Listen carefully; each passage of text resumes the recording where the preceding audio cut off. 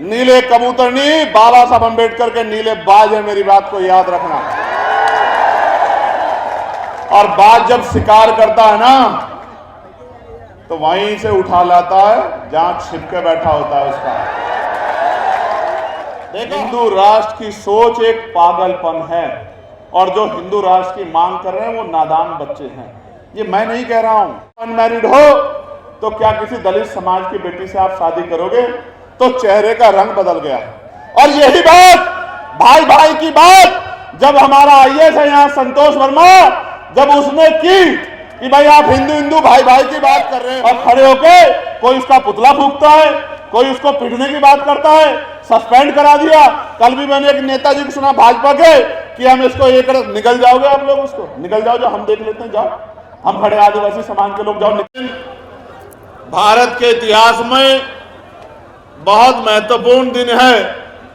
आज के दिन एक क्रांति सूर्य जो इसी मध्य प्रदेश की धरती से जन्मा था, 14 अप्रैल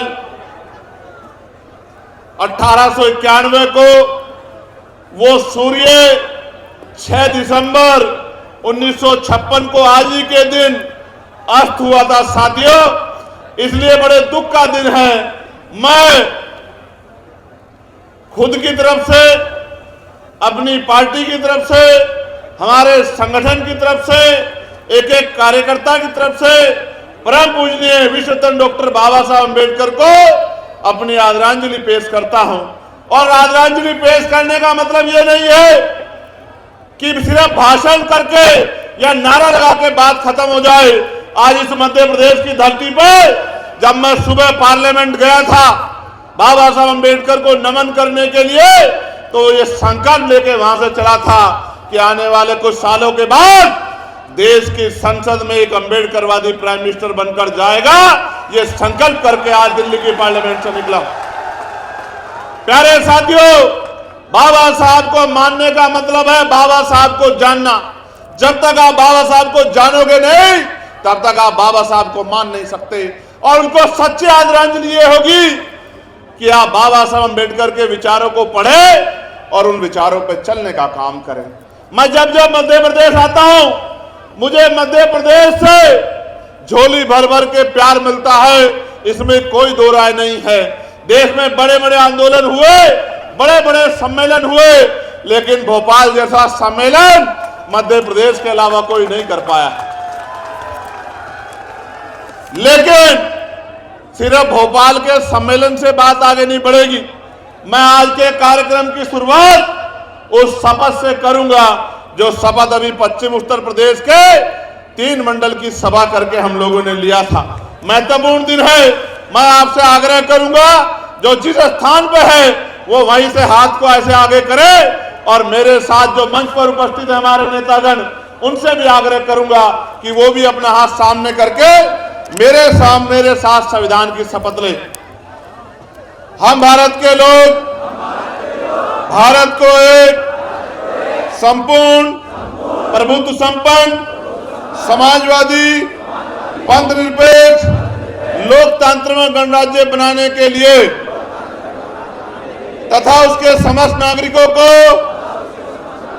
सामाजिक, आर्थिक और राजनीतिक न्याय, विचार, अभिव्यक्ति, विश्वास, धर्म और उपासना की स्वतंत्रता,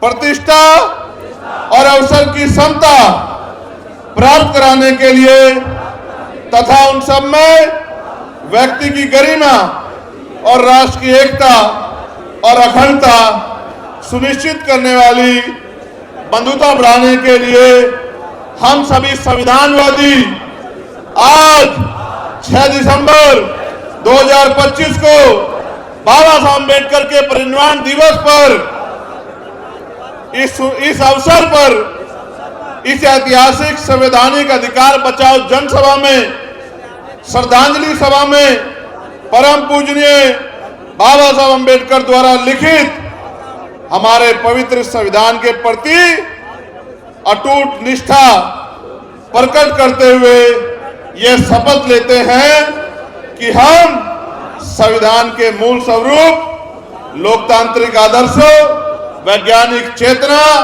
और समता मूलक व्यवस्था को सुरक्षित, संरक्षित, सशक्त बनाए रखने के लिए दृढ़ संकल्पित हैं। जय भीम, जय भारत, जय संविधान, जय मंडल, जय जोहार। आज भी कोशिश करूंगा कि जो बात कहने आया हो वो बात आपको सुनाकर जाऊं, और सिर्फ सुनाकर नहीं जाऊं, आपसे आशा उम्मीद करता हूं कि आज से आप उस बात पे पहरा देके उस बात को मजबूत करने का काम करोगे। करोगे नहीं करोगे, जरा बताओ। प्यारे साथियों, मैं उन तमाम संतों, गुरुओं, महापुरुषों को याद करता हूं जिनकी तस्वीरें यहां लगी हैं, और इसलिए याद करता हूं कि उन तमाम महापुरुषों ने अपने जीवन का क्षण क्षण हम कमजोर वर्गों के लोगों को मुख्य धारा में लाके स्वाभिमान सम्मान का जीवन देने के लिए लगा दिया। सम्मानित बंधुओं, बहुजन समाज के पहरेदारों, महसूस करके देखो जिस महापुरुष का परिनिर्वाण आज मना रहे हैं, क्या बीती होगी उन पर जब उन्होंने अपने 4-4 बच्चों को इसलिए कुर्बान कर दिया कि कल आने वाला हमारा जीवन सम्मान का जीवन हो, अधिकार का जीवन हो। याद करके देखो, याद करके देखो, महसूस करके देखो। अगर एक छोटा सा कट लग जाता है, थोड़ा सा खून निकल जाता है, हाथ जल जाता है, उंगली जल जाती है, कोई एक शब्द कह देता है, तो हम पे क्या बीतती है जब हमारे ऊपर दर्द आता है।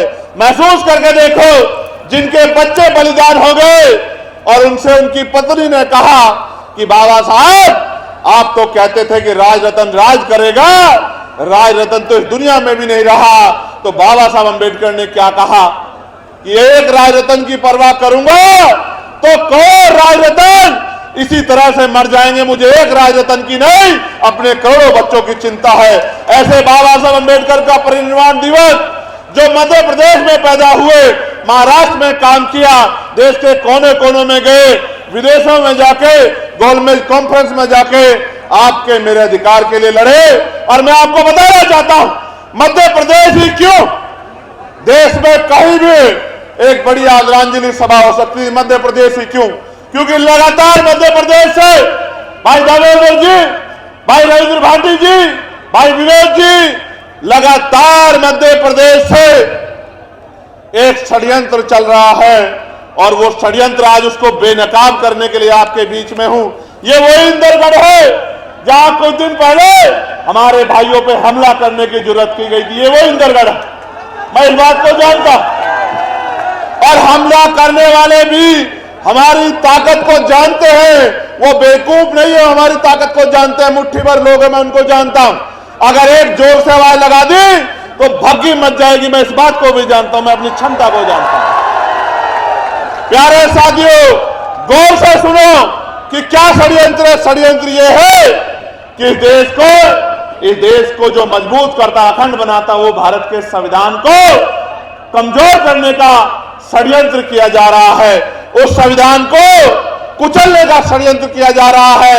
और देश जानता है, विरोधी जानता है, दुश्मन जानता है, जब तक बाबा साहब को मानने वाले हैं, जब तक फूले को मानने वाले हैं, जब तक साहू को मानने वाले हैं, जब तक इन बहुजन महापुरुषों को मानने वाले लोग हैं, तब तक वो लोग इस काम को नहीं कर सकते। इसलिए जानबूझ के वो अंदर अंदर एक आंदोलन चला रहे हैं कि बाबा साहब अंबेडकर अगर संविधान निर्माता नहीं रहेंगे, इस बात को लोगों के अंदर बात चली जाए तो आप महसूस करना कितनी गहरी बात बता रहा हूं।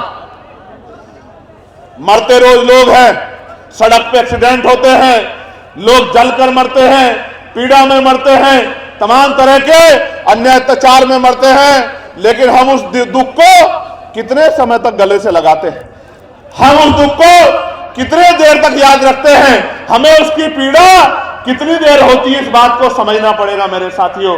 वो जानते हैं अगर इनके मन से बात निकल जाए कि बाबा साहब अंबेडकर संविधान निर्माता नहीं है, तो अगर कल हम संविधान को बदलने की कोशिश करेंगे तो ये लोग चुप हो जाएंगे, क्योंकि ज्यादा देर ये दुख नहीं रख पाएंगे मन में। और जब तक ये बात इस देश के इतिहास पर लिखी है, इस देश की छाती पर लिखी है कि बाबा साहब अंबेडकर संविधान निर्माता है, किसी की मां ने दूध नहीं पिलाया कि वो संविधान की तरफ आंख उठाते हैं। मेरी बात को आप याद रखें। इसलिए जानबूझ के षड्यंत्र करके आपके मन में जो संवेदना है, जो भावना है, बाबा साहब अम्बेडकर इस देश के प्रति उनको अपमानित किया गया। अंग्रेजों के साथ जोड़ के उनके विरोध में जाति के आधार पे मैं आपको बस ये बताना चाहता हूं, ये षड्यंत्र पुराना है, लेकिन मैं आपको एक घटना के बाद साथ इस बात को मजबूत करके बताऊंगा। महाराष्ट्र में नामांतर आंदोलन चल रहा था। माननीय अध्यक्ष जी, मेरी बात पर गौर करना। महाराष्ट्र में नामांतर आंदोलन चल रहा था। महाराष्ट्र में जो मराठा यूनिवर्सिटी है उसका नाम बाबा साहब अम्बेडकर के नाम पर करने की बात चल रही है। वहां के अम्बेडकरवादी लोग आंदोलन कर रहे थे। गौर से सुनना नौजवान साथियों, वो आंदोलन कर रहे थे। 79 में गोलियां चली, कई नौजवान शहीद हो गए।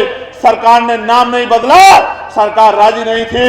लेकिन इधर काशीराम साहब गांव गांव जाके इस उत्तर प्रदेश, मध्य प्रदेश, बुंदेलखंड के अंदर, राजस्थान के अंदर, पंजाब के अंदर, हरियाणा के अंदर बाबा साहब के विचारों को लोगों से जोड़ने का काम कर रहे हैं।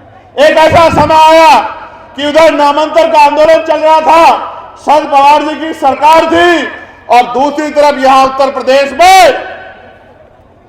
14 अप्रैल 1989 को एक यूनिवर्सिटी का नाम बाबा साहब अम्बेडकर के नाम पर रखा गया। यह आंदोलन नहीं चल रहा था उत्तर प्रदेश में, आंदोलन मराठा महाराष्ट्र में चल रहा था, नाम उत्तर प्रदेश में रखा गया। क्यों?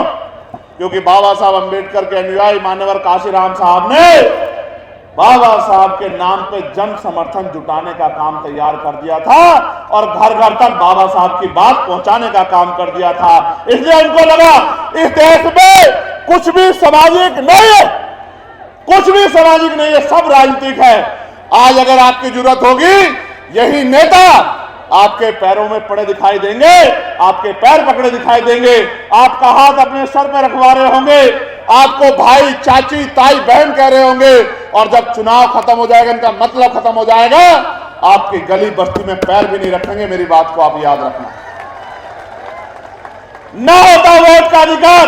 ये हम पढ़ते हैं बाबा साहब अम्बेडकर को, हम पार्लियामेंट की डिबेट पढ़ते हैं, और मैं आपको सच बता रहा हूं, SIR चल रहा है। इस वोट को दिलाने के लिए बाबा साहब अम्बेडकर ने लंबे समय तक गोलमेज कॉन्फ्रेंस में और देश के तमाम नेताओं को सहमत किया कि एक एक बालिग व्यक्ति को वोट का अधिकार मिलना चाहिए। कोई राजी नहीं था। कोई कहता पूंजीपतियों को मिलना चाहिए, कोई कहता पैसे वालों को, कोई कहता पढ़े लिखे लोगों को। बाबा साहब अम्बेडकर ने कहा, जब तक मेरे इस कमजोर हक वंचित समाज को, मेरी बहनों को, माओ को, मेरे नौजवान बच्चों को, बुजुर्गों को वोट का अधिकार नहीं मिलेगा, लोकतंत्र पैदा नहीं हो सकता। यह बात मैंने आपको किसने बताई? आप याद रखो, काशीराम साहब कहते थे, चमचों को कुछ मत कहो, जिन हाथ में चमचे हैं उन हाथ पे चोट मारो। इन चमचों के पिताजी कौन है, इन चमचों की पार्टी कौन सी है, इस बात को बस अपने दिमाग में बिठा लो, और उस पार्टी का एक भी आदमी जीतना नहीं चाहिए। ये सब सीधे हो जाएंगे। मेरी बात को आप याद रखें। ये जो रोज आपके खिलाफ मुहिम चलाते हैं ना, जो नेता आपके खिलाफ बोल रहा है, कुछ मत करो, लोकतंत्र है, बोलने की आजादी है, व्यक्ति की आजादी है, बस उसकी आईडी निकालो, उसका पता निकालो, और ये देखो कि वो और उसका परिवार कौन सी पार्टी से जुड़ा हुआ। और जब आपको पता लग जाए तो जन जागरण अभियान चला चला के अपने एक एक आदमी को बताने का काम करो कि इस पार्टी के व्यक्ति को किसी भी कीमत पे हम लोग विधानसभा, लोकसभा में जाने नहीं देंगे। मैं आज लिख के कहता हूं, इस देश में अच्छे अच्छे सीधे हुए हैं और अच्छे अच्छे सीधे हो जाएंगे। कुछ ही दिनों की बात है। मेरी बात को आप याद रखें। MP की हवा बदल रही है, नौजवानों में गुस्सा है, बहुजन चेतना जाग रही है, और मैं लिख के देता हूं, याद करो, जब मध्य प्रदेश से जाके बाबा साहब अम्बेडकर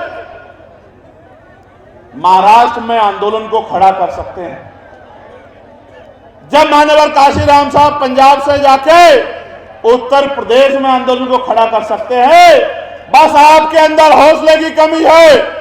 90% आबादी SC ST OBC की है मध्य प्रदेश में, SC ST OBC की आप में हौसले की कमी है।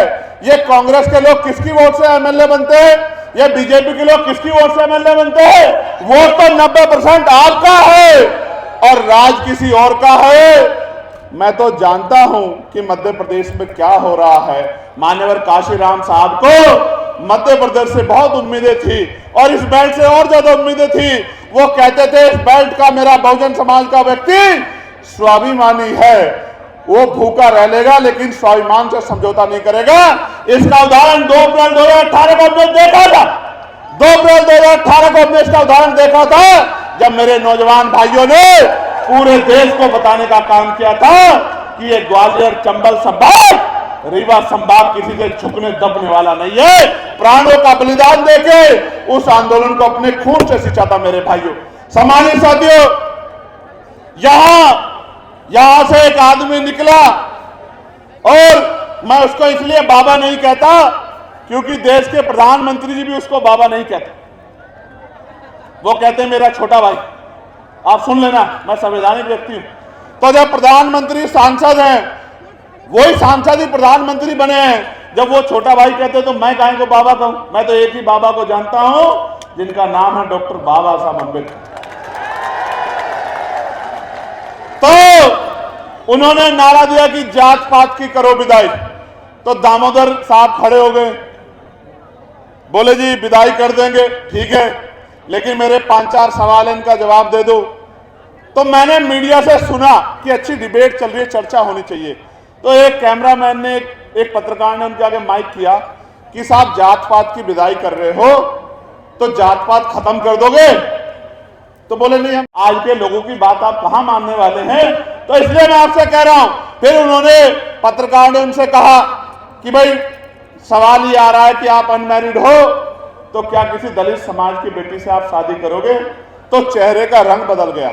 और यही बात, भाई भाई की बात, जब हमारा आईएएस है यहाँ संतोष वर्मा, जब उसने की कि भाई आप हिंदू हिंदू भाई भाई की बात कर रहे हो, गौर से सुनो, ताली मत बजाओ, गौर से सुनो, कान खोलो अपने।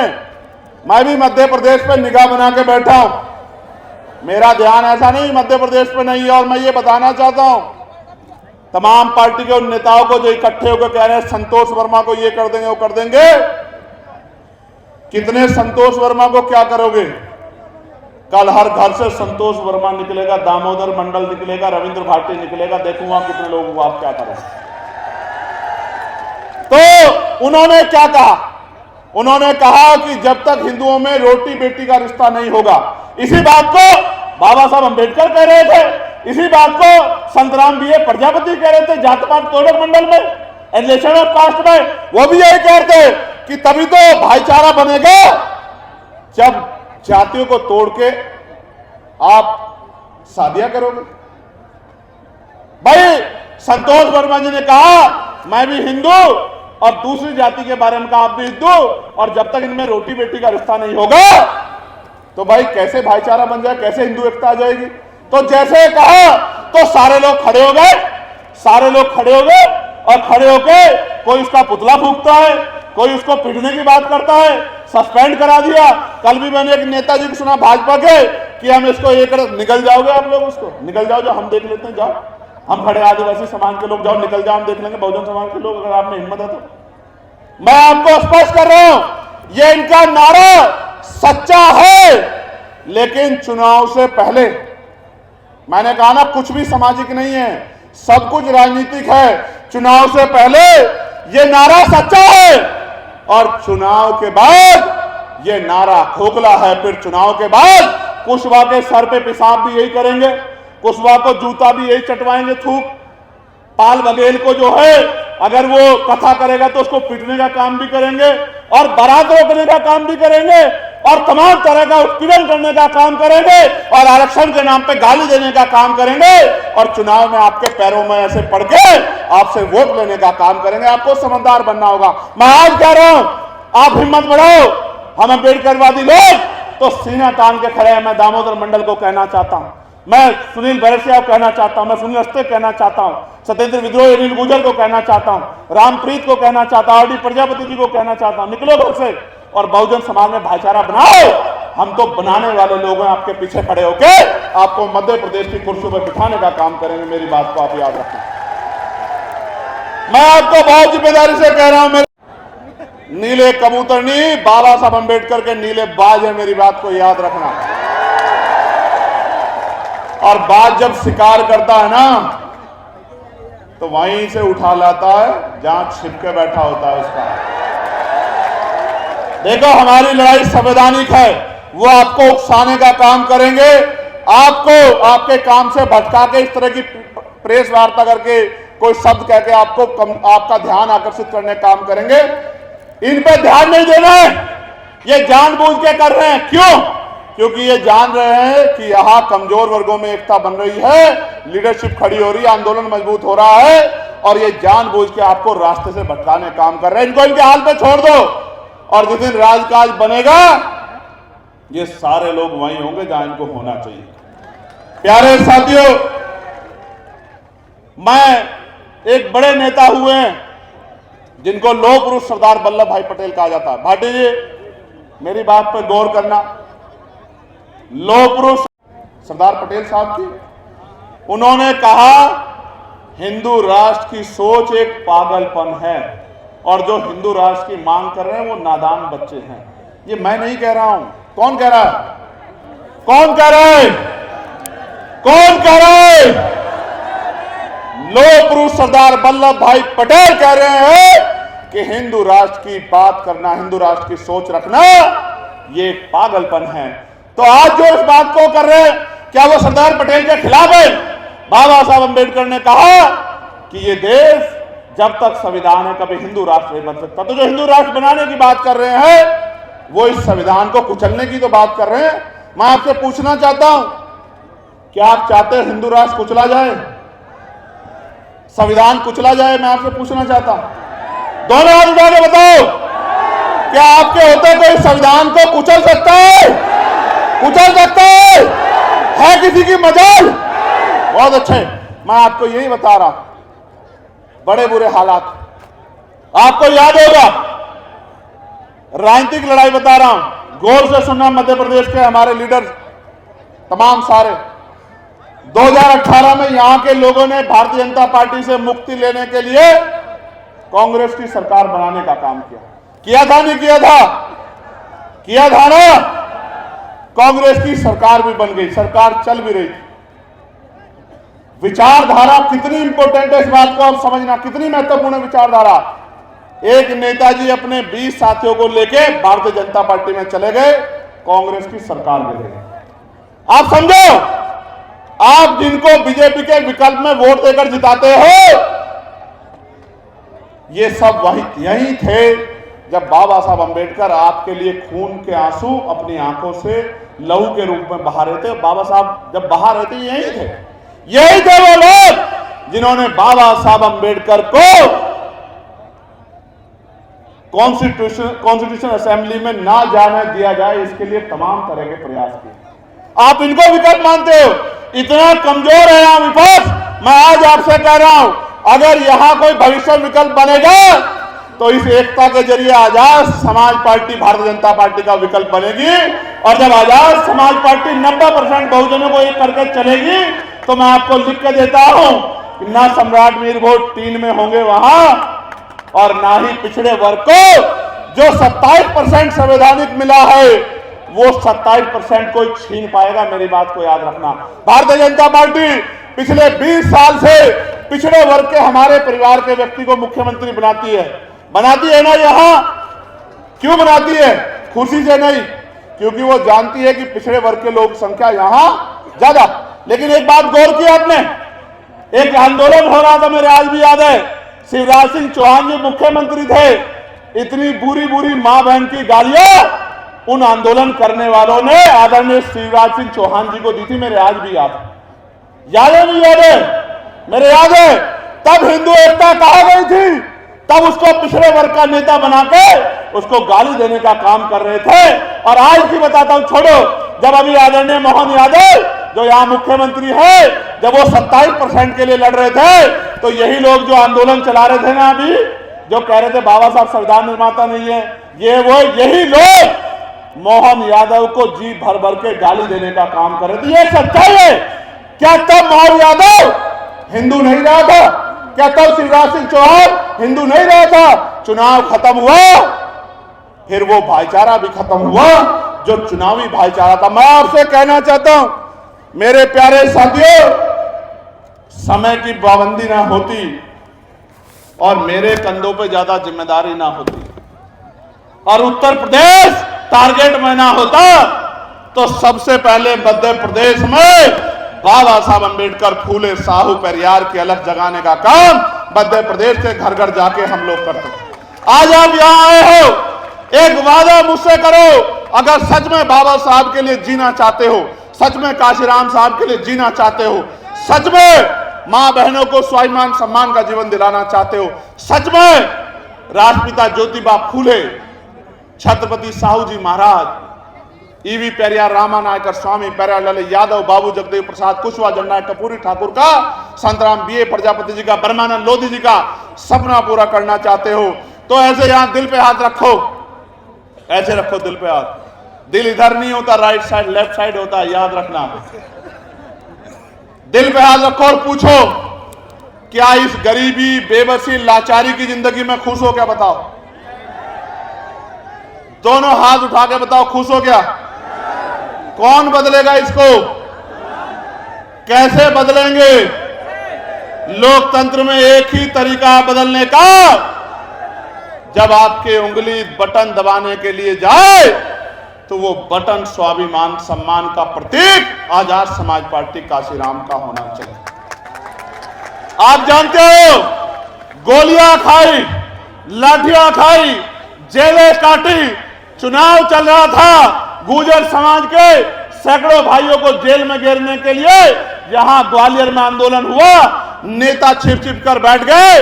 रविंद्र भाटी जी ने मुझसे कहा कि भाई चलना है, विनय भाई ने मुझसे कहा आज चुनाव सर पे है, मैंने कहा चुनाव आप संभाल लेना, मैं इस पिछड़े वर्ग में भाईचारा बनाने के लिए निकला हूं।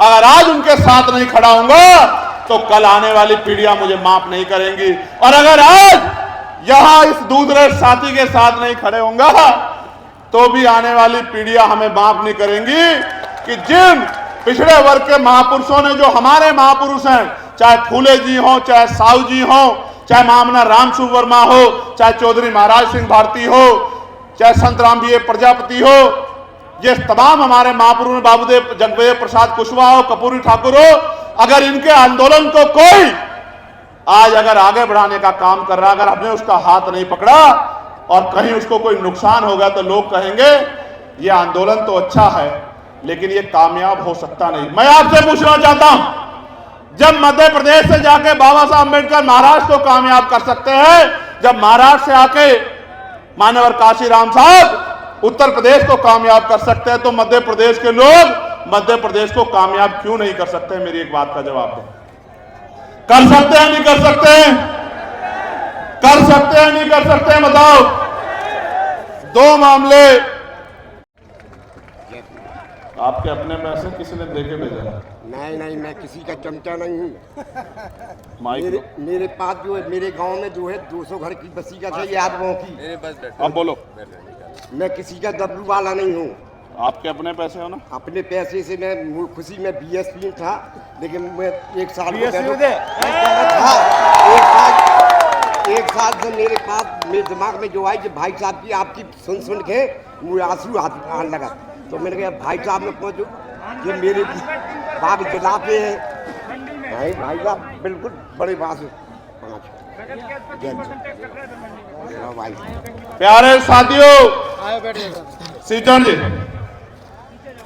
एक तो मैं भूमाफियाओं को, हमारे यहाँ जिले के जो अधिकारी हैं उनकी जानकारी के से कहना चाहता हूं कि वो गरीबियों की जमीन को छीनने का काम बंद कर दे, इसके परिणाम घातक हो सकते हैं। एक बात और, शिवचरण साहब जो 70 साल के हैं, 5,000 रुपए नहीं है ये शिवचरण साहब, ये मेरे लिए 5 करोड़ के बराबर नहीं, क्योंकि ये गरीब की मेहनत का पैसा है, किसी धन्ना सेठ का पैसा नहीं। मैं आज फिर दोबारा मैंने आपको कहा कि मैं पार्लियामेंट में बाबा साहब अम्बेडकर की स्टैचू के आगे दोनों हाथ अपने मजबूती से ये इकट्ठा करके ये संकल्प लेके आया हूं, मौत आ जाए, जान चली जाए, कुछ भी पीड़ा आ जाए, अगर मेरे बच्चों का जीवन भी दांव पे लग जाएगा तो भी चंद्रशेखर आजाद पीछे हटने वाला नहीं है। मेरी बात को आप याद रखें। लंबे समय से ये बहुजन समाज के लोग रूखी सूखी खा के और किस तरह से अपमानित होकर जी रहे हैं, इनके दिन बदलने का समय आ गया। अच्छे दिन का तो मुझे पता नहीं, लेकिन बाबा साहब के सपनों के दिन आएंगे। मेरी बात को आप याद रखना।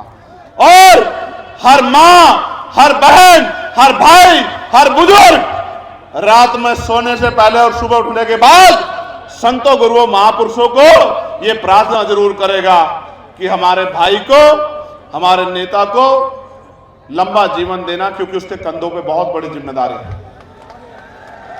प्यारे भाइयों बहनों, बहुजन समाज के पहरेदारों, अब आपके बीच से जाने की इजाजत चाहता हूं इस आशा उम्मीद के साथ कि इस बार आप मध्य प्रदेश में मुझे निराश नहीं करेंगे।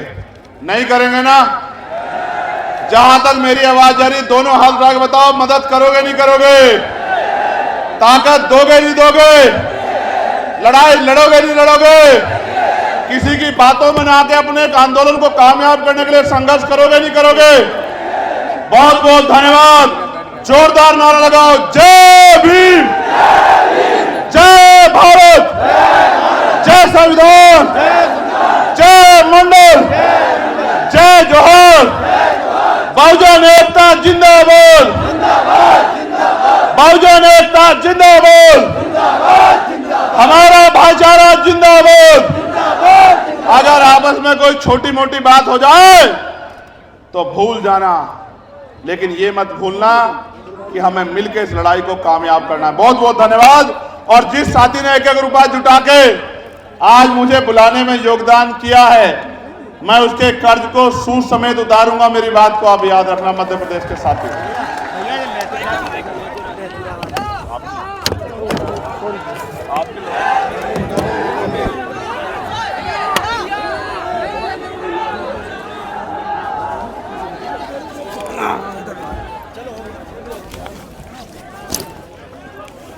चलो चलो चलो चलो चलो चलो चलो चलिए चलिए चलिए चलिए चलिए चलिए चलिए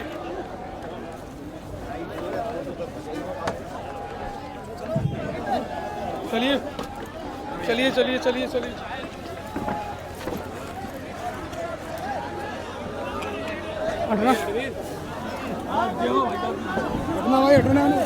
अरे निकल जाओ, निकल जगह भी तो पहले ही नहीं उधर बात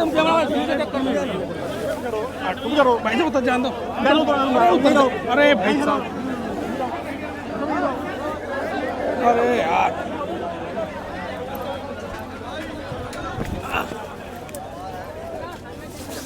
हटना हटना हटना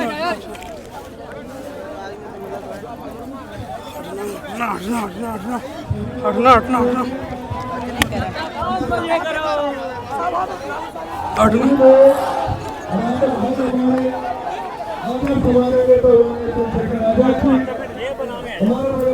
मुझे ऊपर निकल जाऊं मैं, आप मत निकलना। भाई लोग रोड शो कर रहे हैं, फालतू में आपसे आप मत निकलना।